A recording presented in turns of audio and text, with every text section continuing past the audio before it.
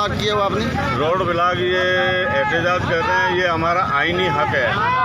तकरीबन 15 से 20 रोज़ हो गए सराफा शाही बाज़ार मेबो खास जो तकरीबन 15 से 20 रोज़ के हो गया वक्त, इसमें बिल्कुल भी लाइट नहीं है।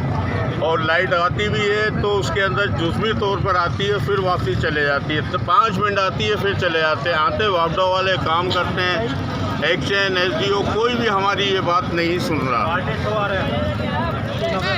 और इसी वजह से आज मजबूरन हमने अपने एहतजाज को मकसद किया। अगर ये एहतजाज से अगर बाज नहीं आएंगे तो हम अपना बाज़ार सराफा बाज़ार बिल्कुल बंद करके बैठेंगे, फिर हम धरना देंगे। ये खाली एक रिकॉर्ड करा रहे हैं कि अगर इससे अगर बाज आ जाते हैं, लाइट दे देते हैं और हमारे दूसरे तबके गरीब तबका जो काम करने वाला है उनको रोज़गार मिल जाए तो ये बेहतर है, वरना नहीं तो हम बाज़ार पूरा मुकम्मल तौर पे बंद करके फिर बैठेंगे, धरना देंगे, फिर बैठेंगे, फिर बताएंगे हुकूमत सिंध को कि धरना क्या होता है और एहतजाज क्या होता है।